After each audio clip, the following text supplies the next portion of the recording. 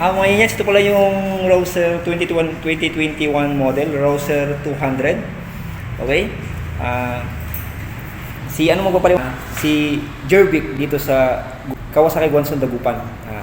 Lagyan yung contact number niya, tapos kontakin nyo lang siya kung ano mga yan, kung gusto niyo mag-inquire.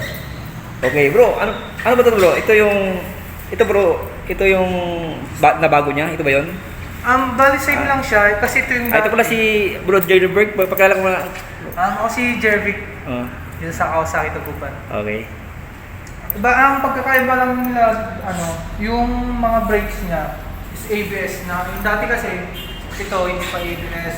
Ito yung dati, bro. Ito yung 2018 model. 18. Tsaka hindi pa siya FI. Ito kasi FI na, ito carburetor. Carburetor to. Pero yung ano niya, bro, ito parehas lang sila, no? Same lang sila. Same lang, okay. Ibig sabihin pala mga yan, ito palang Rouser na 200. EBS na siya. Ang ito yung 2018 model. Hindi siya ABS, tsaka carburetor pa. Carburetor. Ibig sabihin ito yung FI na fuel injected na siya. Mas tipid to sa gas. So, mas okay na. Tsaka mas maganda na yung kulay niya, gray-white. White na yung max. Ang pinagkaiba niya yung mags din. 2021 model. Okay. ABS na harap likod. Fuel injected.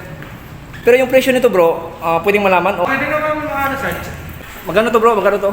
125,000. 125,000. 25,000. Okay, 125,000 itong 2018 model. Ito yung carburetor pa, tapos yung Tapos, fuel 2021 naman, fuel injected, ano siya, 136,400. 136,400. Okay? Kung gusto niyo naman ng hulugan, ilagay ko yung number ni dito, Sir Jervik, para pwede niyo siyang tawagan kung sakaling mag-inquire kayo dito sa Kawasaki Dagupan. Rouser Kawasaki Rouser RS200. Okay? Ito rin ang pagkakaiba lang is hindi siya ABS. hindi siya ABS, carburetor siya. Ito naman ang 20 ABS at saka Fuel injected. FI na siya. Tapos ang presyo nila, bro, ang differential lang ng 125 tsaka 136. differential lang ng mga 11,000. 11. Okay.